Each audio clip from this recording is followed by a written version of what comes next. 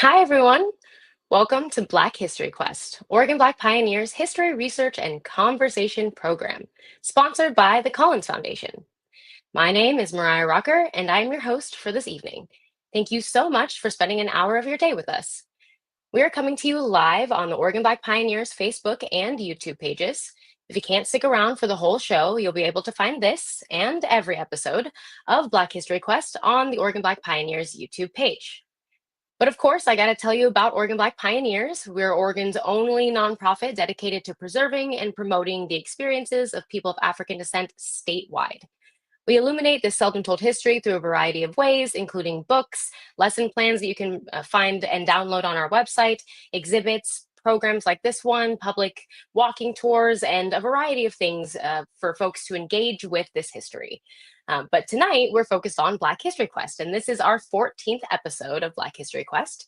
Now, BHQ is an Oregon Black Pioneers original program with the goal of uncovering more of Oregon's Black history. Thanks to the support of the Collins Foundation, we hire our history investigators to dive deep into a single source and share their findings with all of us live on the show. Thanks to their efforts, each episode deepens our understanding of Oregon's Black history. You can find Black History Quest live every other month for a chance to learn more and take a look at the behind the scenes aspects of historical research. And as always, as I mentioned before, each episode is archived on our YouTube channel for later viewing. So thanks in advance to those of you who are watching in the future. And for those fellow Oregon Black Pioneers who are watching live in real time, make sure to share your questions in the chat section of the live stream so that we can discuss them on air after the presentation. Now, without further ado, let's get started. Tonight, we are so lucky to have Christopher Melton as our history investigator. Christopher Melton has been the executive director of North Lincoln County Historical Society, or Museum, my apologies, in Lincoln City, Oregon since 2023. He earned his MLS with a focus in archives from Emporia State University in August 2020. He has a BA in art history and studio art from Western Washington University and an MFA in film and video production from the University of Iowa. In his free time, he designs audio for movies, spends as much time exploring the coastal forests with his dogs as possible, and enjoys archiving objects, images, sounds, memories, and thoughts. His practical focus is in multimedia archives, combining his love of sound, film, ephemeral materials, and uncovering erased histories. Pretty fitting. Through archival research, he hopes to challenge oppressive patterns within informational institutions and the communities they serve, while celebrating the power these organizations have to cultivate positive change in the world. Very fitting, I think, for us to collaborate together. And so I'd love to give a warm welcome to Christopher Melton. Hi, Hi, Christopher. Hi. thanks for It's having me on the show, Mariah. Absolutely. We're so glad to have you. Thank you so much for being this episode's history investigator. We're really thrilled to have you join us for Black History Quest. So, I'm thrilled to be Christopher, here. good. um, as you know, all Black History Quest investigations begin with a source that sparked an interest. So, can you tell us, start by telling us the source that you were looking into and why it caught your attention? Yeah, absolutely. So, as you can see right behind me here, this is my source. Oh, This quilt was found in a room in a storage in the collection. Every year, we have the Oregon Coast Quilters Guild come visit, and we give them some quilts to document for their project, and they give us more information about the quilts themselves. I was looking through the quilts and I found this one. It wasn't clear what the story was there, so I went back to the records, and that's when I found the story, a very short story of a woman named Zilla who lived in Eastern Oregon around the turn of the century. I wrote a little blurb for an event, and then Zachary saw that, and that's how I got invited here. perfect. So yeah, it's funny how the things that can be left behind can, have a story that we want to uncover. It's perfect for this sort of thing. And I just love that our background for tonight gets to be the actual object. This is very special. Now, before you get started, I am curious, what sorts of questions did you have about this source, finding, something from Eastern Oregon in your collections? It's interesting. Yeah, well, nowadays this isn't something we would really accept into our collection. just because it doesn't fit the regional area. We're a very small museum. We did get the donation though in 1989, so that was about Oh, 2 years after the museum became a museum. And there was a lot more just accepting whatever anyone was willing to give us at the time. And so the donor lived in Lincoln Beach. She retired there and she donated the quilt. oh yeah. Yeah. And then, so the questions, right? The questions I had about it. Yeah. The main one was, is this story true? Because it was just Mm, a little story written on some note cards. So many times people pass down legends with their sure. heirlooms. And most Absolutely. of the time I try to take that at face value, right? Um, Yeah. but it's also, I think, important to do a little research and see how much more of the story we can fill out. So I wanted to see if I could find anything about Zilla. Perfect. Well, I think we're all excited to learn more and hopefully find out what you were able to uncover about Zilla. So I'll go ahead and turn it over to you to present. All right. All right. So starting here with the big question, who was Zilla and why did she come to Wallowa County at the turn of the century? This is the initial source, as I already talked a little bit about, so I won't go too much into that. It's a beautiful quilt. But what really drew my attention was the story I found on these note cards. Um, so the first note card had basic contact information, and then the second was where what really piqued my interest. Summarized, the quilt is quite old. Uh, the donor's mother had had it for many years. Her mother put in the lining for Anne, donor's name, Anne Harrington. It was made by a Black person close to the father's family who came to Oregon from Virginia, is what the story said. The maker of the quilt wrote to Anne's father when he was a child. Anne's father was named Andrew Jackson Poe. He called the quilt maker Zilla, though her name was said to be spelled Ziller. And I'll get more into that later. On our next card, it gives a little more story, and it's a very emotional story. It talks about Ziller growing lonely for his father's family. It talks about his sawmill in Eastern Oregon. So some clues about where I could start looking there. And it said that he became ill with rheumatism from that work he was doing. And because of that, and because Ziller was lonely for the family, that's when he invited her to come live with them. More information that could provide clues. Anne's parents married 12 years or so before Anne was born. Mother's name was Emma Lily Poe. Anne was 83 in 1989 at the time of donation, and she was born in 1905 in Lostine, Wallowa County, Oregon. It says that the quilt was probably made in the 1800s. On the fourth card, there's a note with a question mark that says, came from St. Helens on Columbia River, lived 40 years there. It also says that Ziller was with the Poes from the time Anne was a baby. She remembers sitting in her lap, and I'm not going to repeat the racist language she used, but it's a very specific visual and tactile memory from when she was a child. So to me, it seems like a very clear personal memory of a person she cared about. So this is what we're starting with, what we already know. The quilt was donated to North Lincoln County Historical Museum in 1989 by Anna Harrington, maiden name Poe. She was the daughter of white homesteaders in Lostine, Oregon. At the time of donation, Anna told the story of Zilla, a Black woman who had stitched the top of the quilt in the 1800s and came to live with the Poe family in Oregon around 1900. Zilla was close to the father's family before they moved to Oregon and wrote him letters regularly from the time he was a child, and remembers her growing lonely for the family. Details on the Poe family gave me some leads on where to start. Um, Andrew Jackson Poe came from Virginia and owned a sawmill in Lostine. He and Emma Lilly married about 12 years before Anne's birth, so that would have been around 1893. He became ill with rheumatism, at which point he sent for Zilla to come live with them in Oregon. There's potentially some steamboat travel up the Columbia to reach Wallowa County. And Zilla was with the Poes from the time Anne was a baby. And that drew me in. That was She had this clear emotional memory and fondness for Zilla from when she was a very small child, painting a picture of a real person in place. My first research method was to look more at the artifact.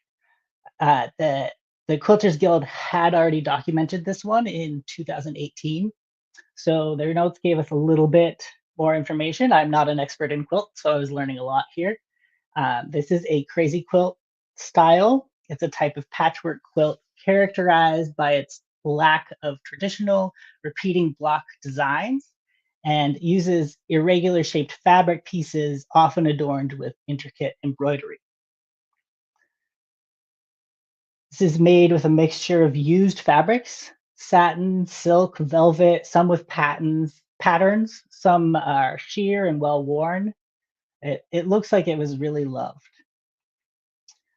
The intricate embroidery with the flowers and symbols, geometric shapes, the little guy fishing there, and then this cat and the big letter Z.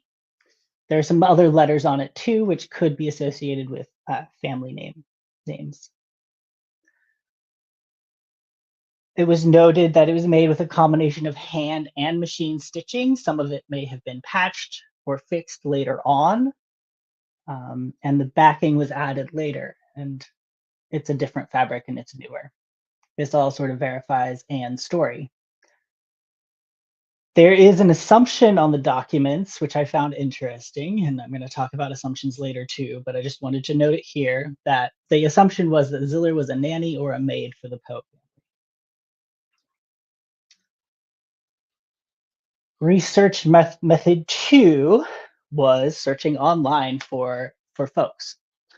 My goal was, can I find the Poe family and verify some of what Anne told us? My first step was searching for the name Ziller in ancestry records in Oregon and Virginia. I found some, but they were mostly white women. Anyone else with that name, the timelines just didn't match up. To get more strategic, I wanted to find Anne's family and verify what she told me. Well, she didn't tell me what she told the museum at the time of donation. I searched for her name and I found her obituary from 1990. Her husband had also passed, and their only daughter died in 1977.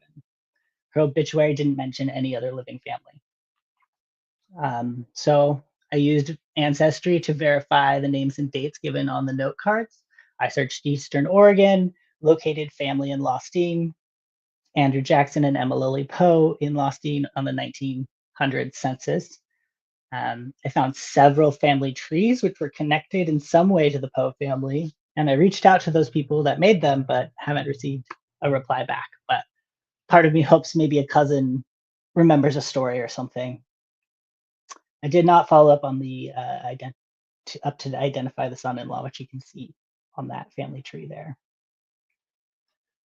So this is the 1900 census from Lostine, Oregon. You can see Andrew Jackson and Emma Poe. This is the 1910 census from Lostine, Oregon. And then here you can see their family, including Anna, who was 4 years old at the time. So timelines are matching up. I was able to track them back to Virginia with a short stop in Missouri, which I overlooked at the time. It wasn't part of the donor story, so I didn't dig any deeper at this point. This is an image from, oops, sorry. This is an image from the 1880 Grand River Township, Missouri census, the only record of their life in Missouri.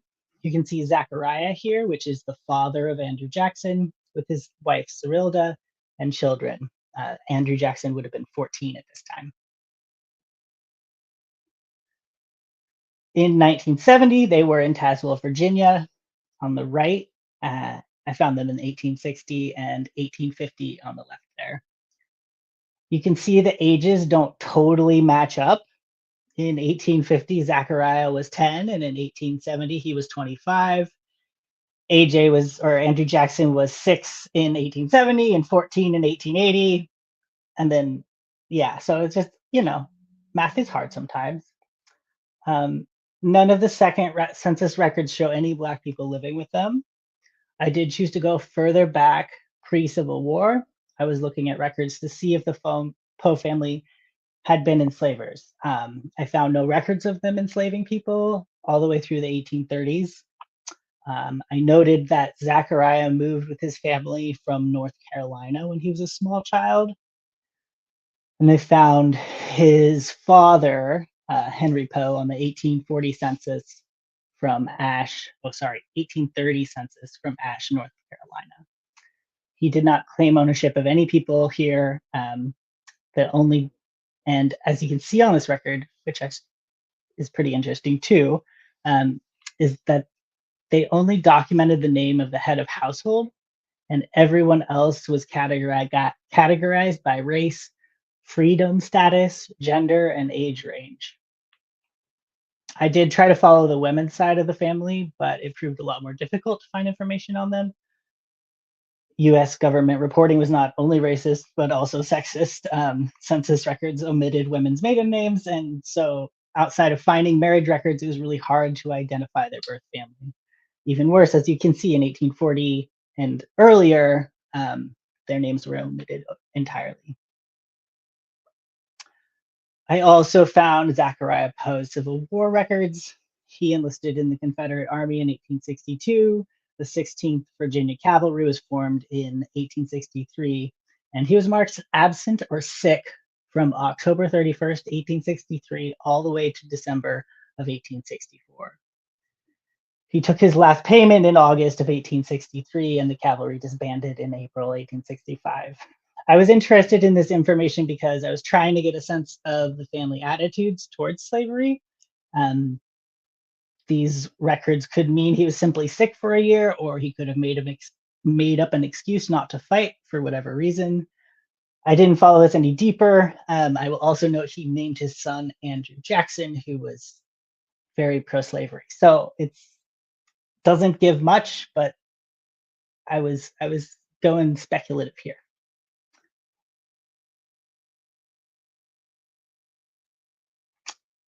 My next research method was to go back to Lostine and see if I could find records of the Poe family and maybe more information about Zilla. Based on the information that Andrew Jackson Poe moved to Lostine with his father Zachariah between 1880 and 1900, I searched for their homesteading records under both of their names. My goal was to establish the veracity of Anne's story, find proof of their exact locations, because that might help find more information, narrow down institutions that might also know more, and connect the story to place. So this is the BLM site with Andrew Jackson's homestead record here. You can see that he got ownership of his homestead in 1893 for 88.42 acres. And it gives us a lot of other information, which we'll also get into. Then here is his father Zachariah's ownership record. His homestead, he received ownership in 1901 for 162.73 acres. Both of these properties were part of the Federal Homestead Act of 1862 to the Oregon Territory. This act allowed adult citizens to claim 160 acres of public land for a small fee, provided they resided on and improved the land for 5 years. So they likely were living here earlier than the received date. To give you a little sense of where we're talking about, this is a map of Oregon. And those 5 little teeny tiny squares up there in the corner of those big blocks, that is where the homesteads were. I was also able to find the original plat maps on the BLM website. So here you can see this is Andrew Jackson's homestead. He had those two plots right there on the left side of the small square. Um, and then that was adjacent to Zachariah Poe's cabin, which is marked in that circled area on the map. I also just think these maps are really beautiful. So at this point, I was able to prove that the Poe family came from Virginia and homesteaded in Lostine, Oregon. This branch of the family, at least, were not enslavers, though Zachariah did participate in the Civil War on the Confederate side.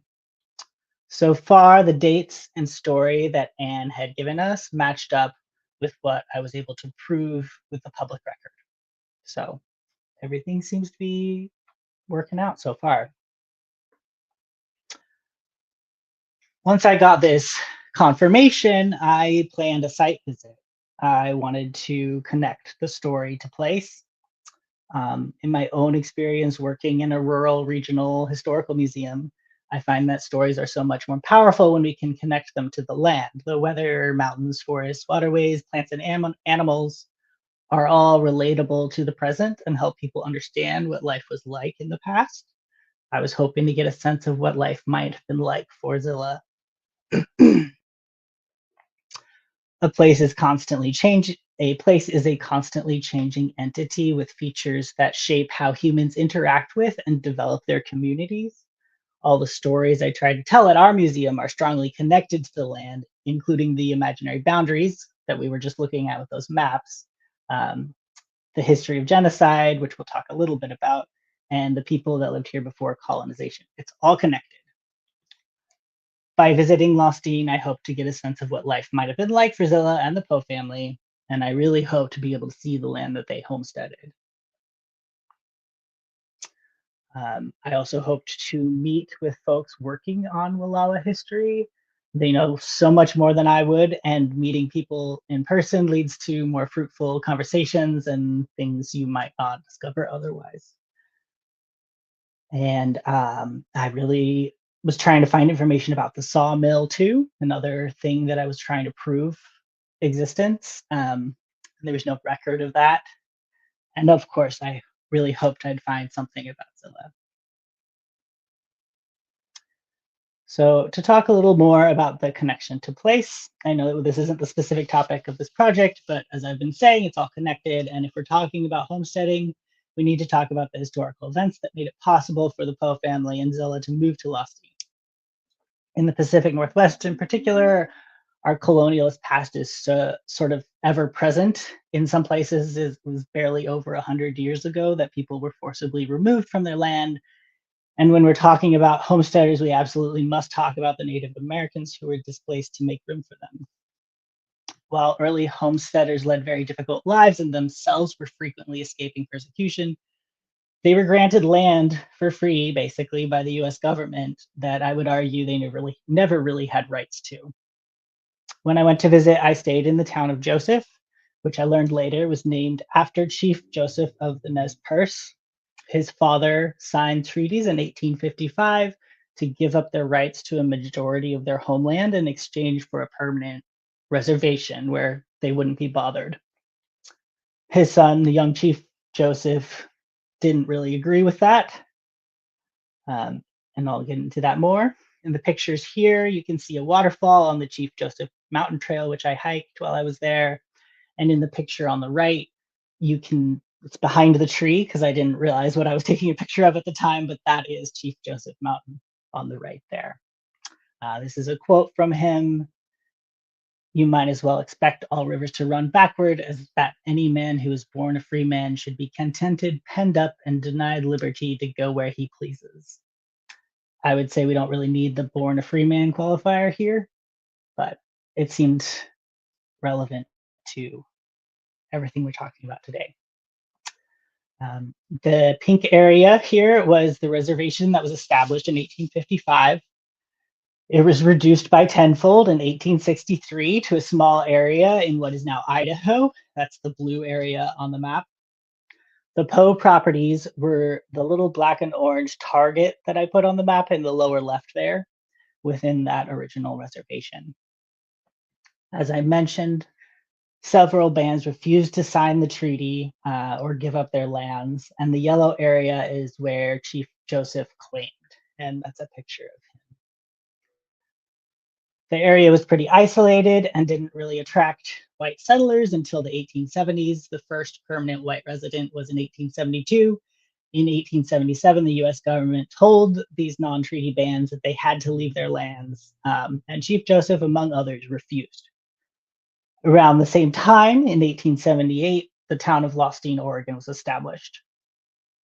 Increasing numbers of settlers caused more conflict, and this is a brief iteration. You can learn a lot more about the story, but they had a huge conflict. They tried to escape and collect allies in other states to fight the US government. They ended up fleeing for over 4 months, attempting to get to Canada. They were ambushed one last time 40 miles south of the Canadian border, and during that fight, 200 were able to escape to Canada. Chief Joseph eventually chose to surrender with the surviving Nez Perce, and they were promised they'd be sent to Idaho. Instead, they were transported to various forts and reservations in the Great Plains before being sent to the Colville Reservation in eastern Washington in 1885. As we will later learn, this is the same year that the Poe family came to Oregon. Chief Joseph was never able to visit his ancestral lands again.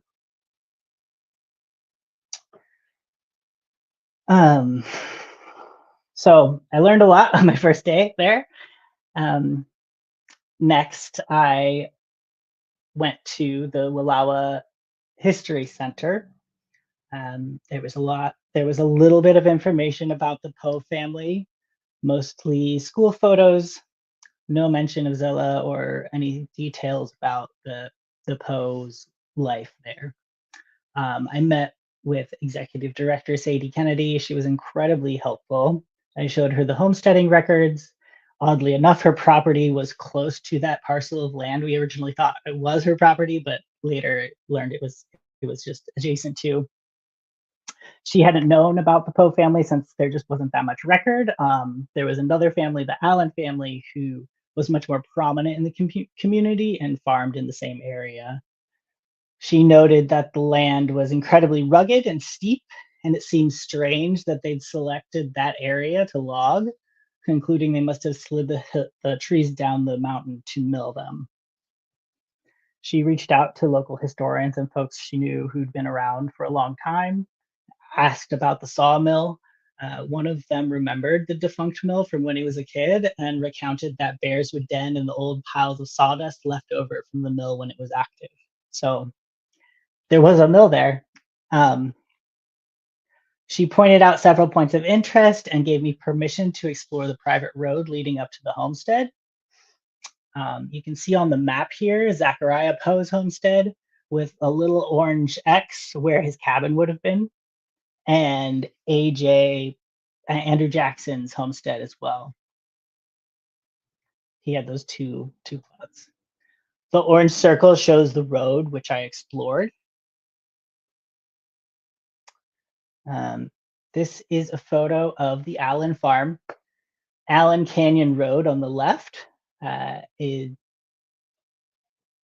the barn, as you can see there, that is still standing from the early 1900s when the Allen family built it. Something quite unique to arid climates. Buildings don't last as well here on the coast. Walking up the road, it was a beautiful forest. It was pretty young, likely because it had all been logged 100 years ago. You can see my research assistant on the right there. This was the road leading to the Poe homesteads. We did reach some literal dead ends and no trespassing signs. The road on the left image there, that leads up and around the mountain to get to Zachariah's homestead, and the creek in the photo on the right, that's looking directly into Andrew Jackson's property. Sadie described where I could find the sawmill site, but I did not feel confident in what I found on my own, nor did I want to go past any of the no trespassing signs. Um, so I got close. It was beautiful. Next, I went to the Pioneer Cemetery. It was very small, and I took the time to look at every gravestone, hoping to find Zilla. I found the Poe family, Zachariah there in the middle of the tall gravestone. He died in 1900, which is interesting because he received his homestead allotment in 1901. So again, he was probably working it for a long time, and they didn't have email back then. Emma and Andrew Jackson there on the bottom, and then there were several unknowns. I'm doubtful they were Zilla, but I made note of them.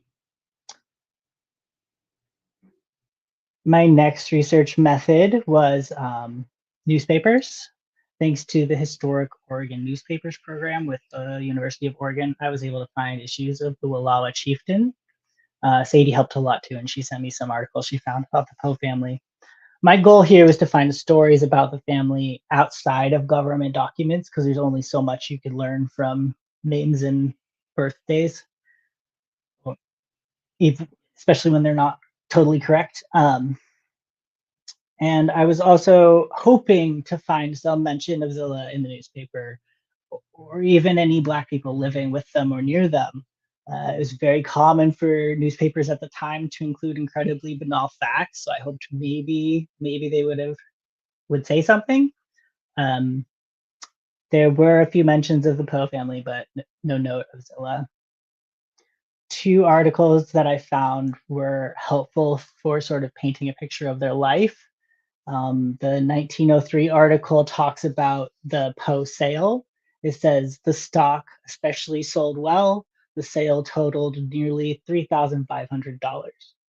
That would have been about $127,000 in 2025 dollars. And my conclusion from this is that their venture into logging did pay pretty well. So they must have cut down a lot of trees. In 1910, we find an article saying that Jackson Poe was able to walk up to town this week using his crutches. That would have been, if he walked to Lostine from his homestead, that would have been about 4 miles. He has been unable to leave the house during the winter, and a greater portion of the time has been practically helpless, having suffered for the past year and a half from rheumatism. So from this, we can conclude Andrew Jackson Poe's rheumatism was so bad he couldn't leave the house, and that was about 5 years after Anna was born. He would have been about 46. So these things are starting to line up. If Zilla came to live with them due to Andrew Jackson's rheumatism, that means perhaps she didn't come as early as the 1900s when I was starting to look, but perhaps 1908, 1910, maybe after the 1910 census too. My next research method was following that clue about the Columbia River and looking for ship passenger manifests. I was trying to find record of Zilla traveling to Oregon in 1900 by boat. People did take ships from eastern the United States to the West Coast. It would have been a very long trip, but they did it, and then they would travel up the Columbia River by steamship. That's what I thought these notes implied. So I reached out to the Columbia River Maritime Museum in Astoria. No luck there. I reached out to the Oregon Historical Society. They also weren't able to find anything. But they did note something I missed in the census records, which I will get to shortly. I will note when I was finishing this presentation, I did a little bit more digging, and this one is likely a dead end or a misinterpretation because I found that Anne Harrington lived in St. Helens for a long time, which is on the Columbia River, before retiring to Lincoln Beach. So the note on the card likely referred to Anne and not Zilla, though Anne would have had the quilt with her for those 40 years in St. Helens. So Oregon Historical Society, they sent me back to looking at those genealogical records, the census records again. When they were looking for manifests, they dug a little deeper into the census and found something interesting. Remember that 1880 census, which I overlooked at the time. You can see the Poe family, they're in domicile number 103. Zacharias 35, Andrews 14. This data was gathered on June 11th, 1880, and it both says that they both worked on a farm. 3 pages earlier, taken on June 8th, in domicile number 78, we see Elijah Compton, a white 80-year-old man who is a farmer. He's a landowner too. And his relationship to head of household is uncle. Living with him, though, is Zilla Smith, a Black 40-year-old woman. Her relation to the head of household is servant, and her profession is housekeeper. It also notes that she was born in Missouri and that her parents' birth locations were unknown. I'm going off the assumption that this is her. Um, in my preliminary census record searches, I had not found Ziller spelled with ER or Zilla spelled with AH. I searched again with this new spelling, but no luck. I didn't find any other Zilla Smiths that were in the same time frame on all of Ancestry. But it could have been mistranscription or who knows? Who knows? So I decided to follow Elijah because he was my next big clue here. I was able to find several documents, maps, and accounts of Uncle Elijah's history at the State Historical Society of Missouri's website and their digitized collections. He had been one of the first homesteaders in Grand River Township, moving there in 1841. Accounts from the area's history books have notes about him being one of the first settlers and that he ran a ferry during the Civil War. That's as much detail as I got on him. I do want to note before I continue that we are going to be talking more about slavery and some of the documents that the US government used to keep records of people. I'm using the adjectives enslaver and enslaved to talk about this history. A lot of the language used to talk about the history of slavery continues to deny people their humanity. And by using these adjectives, I'm trying to put the people first. Looking at this map here, you can see E. Compton's properties. They're outlined in orange. On his properties were a schoolhouse and a cemetery. The historic books note that they have not been able to find that cemetery. You'll also see little boxes next to the Scott names. I hope you can see it on the screen. They are little squares that look like they have illustrations of little people inside of them. My guess is that these signified housing for enslaved people. There are none on Compton's property. However, through census records, we can see that he most definitely enslaved people.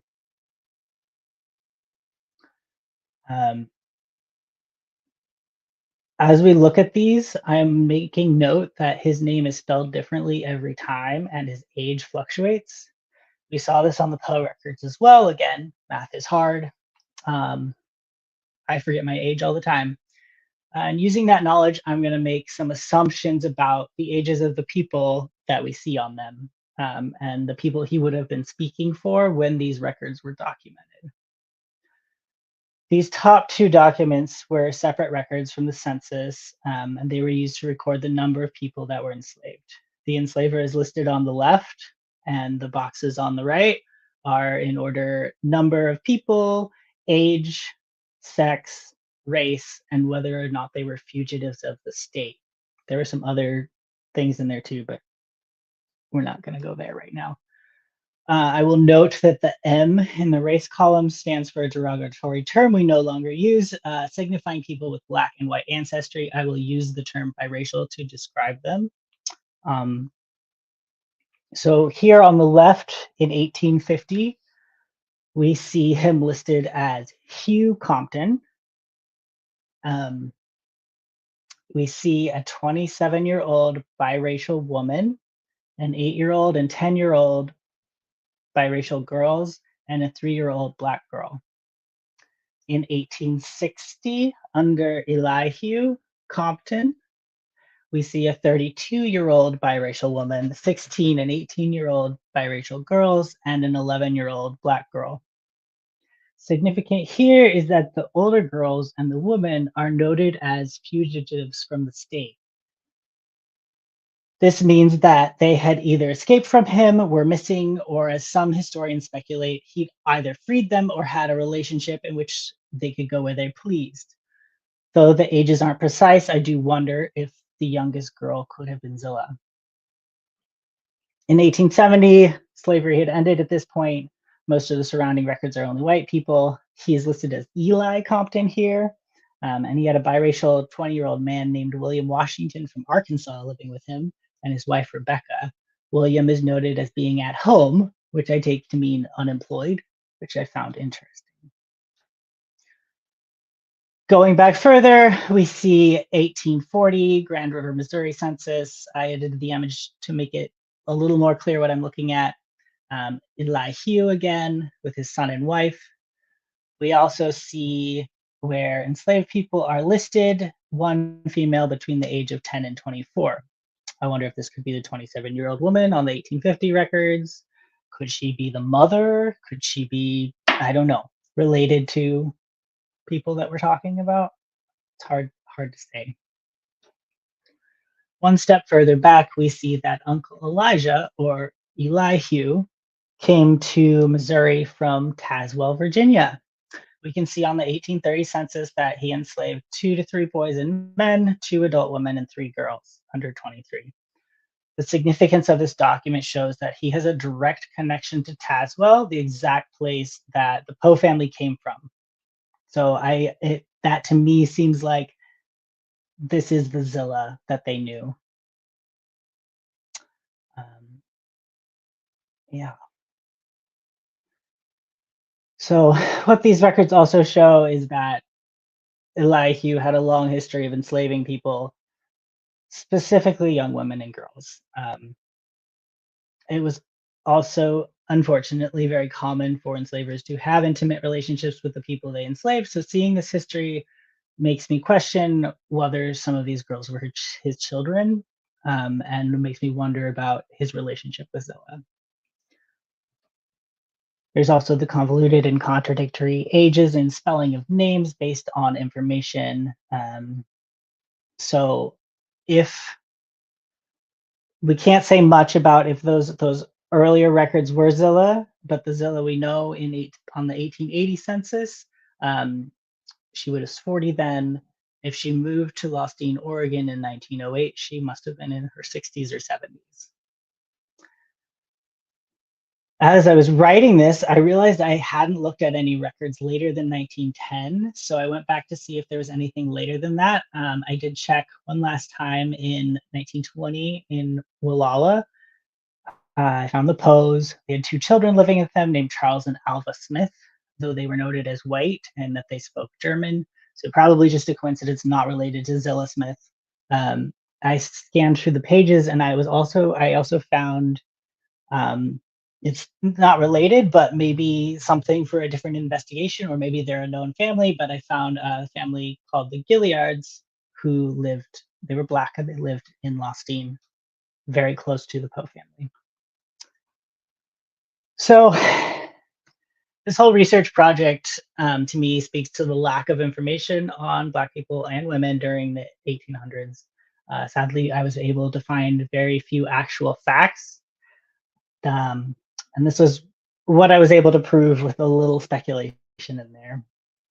In 1880, a 40-year-old Black woman named Zilla Smith lived with and worked as a servant for an 80-year-old white man named Uncle Elijah Compton in Grand River Township, Missouri. He was a homesteader in the area and owned a farm. This is the first time that Zilla is given her personhood on a census record. She may be on earlier records, but it's impossible to tell because she wasn't considered a person by the U.S. government. These records show that Elijah Compton had a long history of enslaving Black and biracial people. and he may have known Zilla prior to this living arrangement in 1880. At 14, Andrew Jackson Poe lived with his family in Grand River, Missouri, close to Uncle and Zilla. They likely had shared connections to Tazewell, Virginia, and it may be the case that Zachariah and Andrew were working on Uncle Elijah's farm. He was 80 years old, you know. In 1885, the Poes started homesteading in Lostine, Oregon. Uncle passed in 1887, and there is no clear record of Zilla before or after that. Most of the story that Anne gave us was able to be verified through official documents. Therefore, we're going to work under the assumption that the story Anne told at the time of the donation was true to her knowledge and involved visual emotional memories of Zilla. Zilla was important to Anne. So with those assumptions, Zilla and Andrew Jackson Poe developed a friendship while in Virginia or Missouri. The friendship was strong enough that between 1885 and the early 1910s, Zilla and Andrew Jackson were exchanging letters, maybe earlier as well. Andrew Jackson developed rheumatism around 1908, and since he needed help and Zilla had expressed missing the family, he sent for her to live with them in Oregon between 1905 and the early 1910s. She would have likely been in her 60s or 70s. Zilla sewed this quilt and gave it to Emma Lily Poe, who later finished it and gave it to her daughter Anne. Anne held on to it until she was 83 years old before she donated it to us here.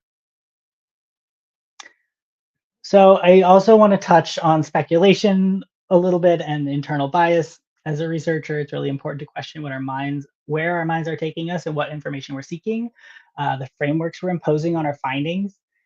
A lot of this project, I was not able to prove anything, and it's really easy to make up stories. Our brains naturally do that. We're storytelling creatures.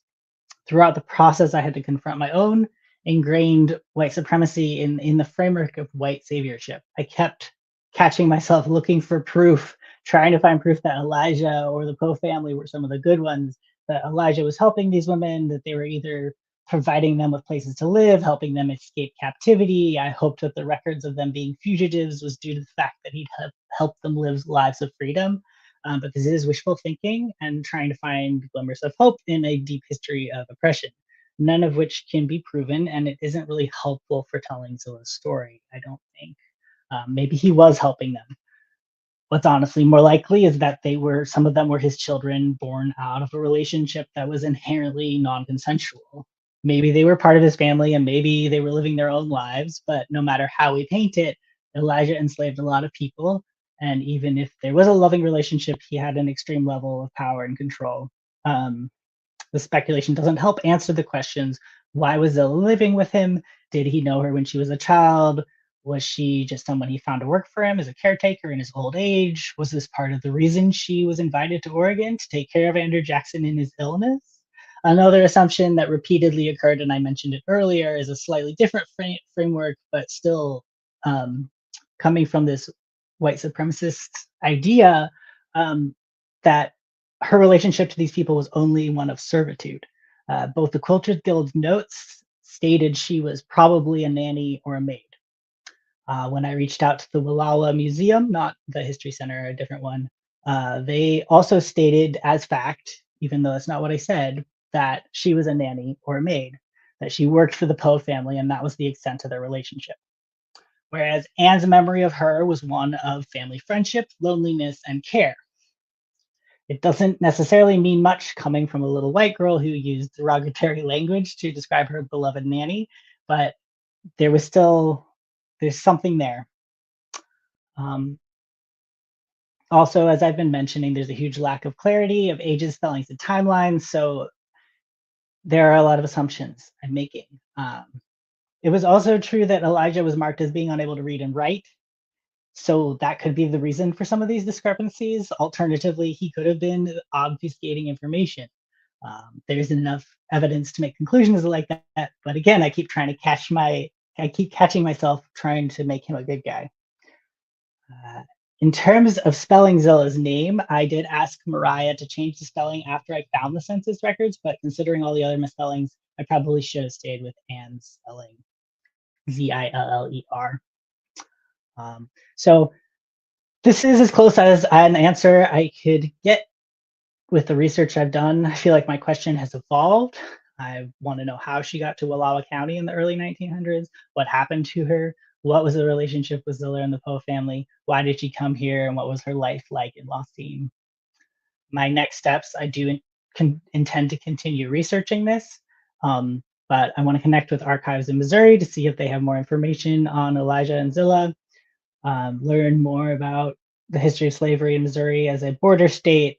Um, and I want to go back to the original artifact, try to find experts who might be able to help identify symbols or anything else of note about the quilt. There is a long history of Black people using quilts to communicate through symbols, especially during the era of the Underground Railroad.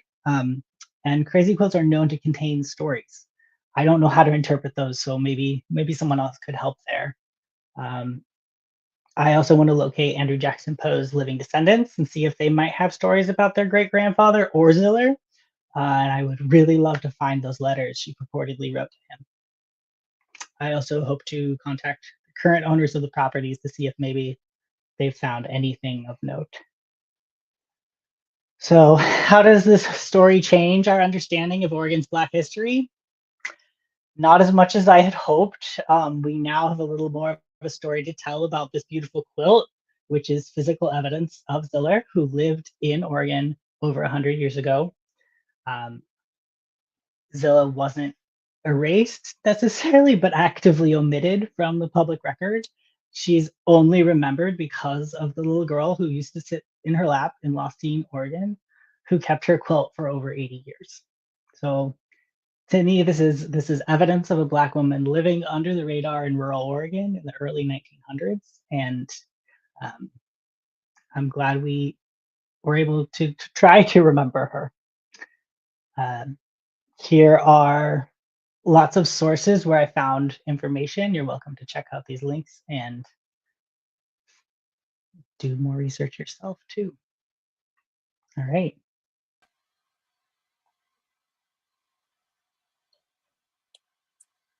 All right. Well, thank you, Christopher, for really diving deep and giving that like very thoughtful look at the discrepancies in within history and the way that stories like these continue to be difficult to uncover. I feel like in terms of Black History Quest, this episode has been really good at demonstrating just how much it takes to try to uncover even a little bit of information about stories like these. So I really thank you so much for diving deep into all of those different trails that you tried to follow. Yeah, honestly, really appreciate all of your time and what you were able to share. So you kind of spoke on it at the very end of your presentation, but I'm curious, in what ways did your findings meet your expectations, or how were they different? I don't think I really knew what to expect at the time when I started. Most of the research I do at my museum here comes from our oral history records, which Mm, have a lot more personal information, opinions, details about people's lives. But they're also there's only certain people that were interviewed, so we only have so much of the story. I really wanted to find some proof of this loving relationship that I interpreted from Anne's notes, but it's impossible to see that sort of thing in census records. Um, mhm. I do feel like I found more than I thought, though, even if it wasn't specifically about Ziller herself. Um, I do think I kind of got an idea of what her life might have been Yeah, I feel like it's really important that you confirmed that the record that you had was based in reality. I think that, it's interesting that that story was of it, like kind of it's like so fun to get this literal peek behind the curtain to see what the notes looked like in my head. I'm expecting it to be like typewritten and not like arrows pointing to different pieces of the story. And so, um, you know, making sure that what you had on record was based in that you could find corroboration for that story, I think is really important for folks looking like doing research like this to recognize that even what we have on record might not necessarily be true, and that you need to kind of do that extra research to confirm it. I was curious, this all came from a donation. Was there any like you was there anything connected to that donation outside of the quilt? Anything that might have been related to Zilla, her life? Um, obviously It's the the letters were only there. I was going to thing. ask about the letters, but yeah, I know. I wish I could find those I know. letters. But as far as I can tell, this is the only thing that Anne donated to the museum. Um, Interesting. I mean, there could be something in a box somewhere that just wasn't documented correctly, but I kind of doubt it. Uh, so I don't know. Wow. Okay. Yeah, that's interesting in and of itself that she obviously, as you've mentioned, had an emotional connection to this quilt to the point where she found that it was necessary to give it to a historical museum. That's like that in and of itself does, I think, at least, it makes me more interested in what their relationship was really like. But of course, it's difficult Mhm. to parse those things out with the information we have available. We've got some questions in the chat as well. One question: can the quilt tell us anything more about Zilla as an artisan? Um, she was very good at stitching. I That's something I really want to learn more about myself because again, I don't know a whole lot about quilts. Sure. Um, I mean, it's a really beautiful, beautiful quilt, and she had so much detail and care and character. Like there's these weird little symbols and hats, and um, so I didn't spend as much time with the quilt as I did the census records, and now I think I Sure. need to go back and look at it more. Sure. Another question that we have is when did Andrew Jackson Poe pass away?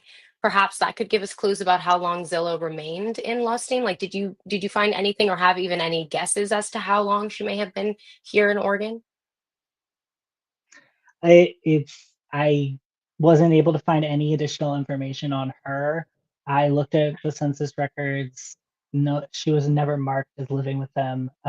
Andrew Jackson, I don't remember the date exactly that he died, but he moved to Portland um, in the early in the 30s, I think, for a while because of his Sure. rheumatism. Okay, Yeah, so I just to, yeah, yeah. th- I mean, if she moved there in her 60s or 70s, it's hard to say sure. how much longer she lived. Uh, yeah, Yeah, but those are absolutely. paths I could also follow. Right. Yeah, that is a question that I always ask is, if you had more time, where would your next research directions be from here? And I Oh, imagine that's kind of you definitely gave us a little bit of a preview of where you're hoping to go in the presentation. yeah. But if there is anything else you are interested in, any calls to action you want to throw out there, you're welcome to use this time. Nothing specifically in addition to what Sure. I already said. Yeah. I would love to be able to find an old cabin or something out in the woods. Likely nothing is there anymore. Although again, it's really dry and arid. Maybe there's something remaining in an old cabin on an abandoned property. And again, if we can find those letters, maybe she donated them to another museum. She lived in St. Helens for a long time. Or maybe there's a family member somewhere who has more knowledge. And stories like this, I think, again, she was kind of erased. She was entirely erased. Mm. So it would really depend on people who remembered her. Yeah. I really like the emphasis that you put on making those personal connections so that you can find the stories that would otherwise be lost to time. So um, there's nothing that I necessarily have to ask you based on that, but I wanted to say that I really did appreciate that you mentioned that because I think that it can help us find things that people might not have written down, but would be passed along in that like oral history. So I see why you're interested in connecting with the family, and hopefully someday we can have you on to give us an update based on what they might remember. Um, you did speak on it, but just to kind of wrap up our program as we always do, I'm going to ask you to kind of reiterate. But how has what you uncovered changed our understanding of this history? Well, I mean, I don't think it's changed anything drastically.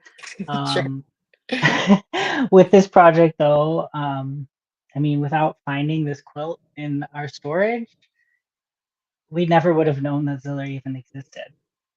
Uh, Right. she would have been lost in a back room forever. Um, so many people have been systematically erased or omitted from history for whatever reason, and I always find it so wonderful to find stuff about them and learn about them and learn about people who lived outside of that framework of mythology we're sort of told about US history. There's so many more people out there living on the margins. And when we find those treasures, it's Absolutely.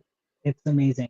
And it also just makes me wonder how many other stories are lost in other back rooms, in boxes, in little tiny regional museums, you know. Yeah, I really feel like that is to me what this research has demonstrated, just how much there is missing, and the reality that that we might be able to find more stories as we continue to dig deep into the attics and crawl spaces throughout Oregon, and hopefully can connect stories like these. Like, I'm gonna butcher it, but there's a quote about how you die twice, once when you actually pass, and then once again the last time that someone says your name. So at the very least, the existence of this quilt and the fact that you're doing this project and continuing to look into this research, and we've posted who is Zilla, who is Ziller all over the place. So at the very least, we can say that we are in some very small way keeping her spirit alive, and attributing that beautiful piece of artwork to a real human being, that we can remember in the best way that we're able to at this point in time. So, um, yeah. I think I really want to thank you so much for your time, and for giving us this opportunity to really peek behind the curtain in terms of what this historical research looks like. This Well, is great. thank you so much for having me and providing me the space to do this research and show you this beautiful quilt. And if anyone wants to see it in person, it will be on display at the museum from September through February this Oh, coming. awesome. Fantastic. Well, we'll all have to, make a visit, make a trip. Um, okay, well, I'll go ahead and let this wrap up our show, but I just want to thank you again so much for being our history investigator and sharing this research with us tonight, Christopher. Thank you, Mariah. Well, with that, that'll basically do it for this episode of Black History Quest. As always, we want to thank the Collins Foundation for sponsoring this show. Learn more about them and the projects that they support at collinsfoundation.org. Now, Oregon Black Pioneers does depend on the support of ordinary people who believe in sharing the stories of Oregon's Black history. So if you enjoyed this show and would like to support it and others like it, please consider a donation to Oregon Black Pioneers using the link on our website or on whatever platform you're using right now. If you have any questions about this episode or would like to become a history investigator yourself, please send an email to hello@oregonblackpioneers.org.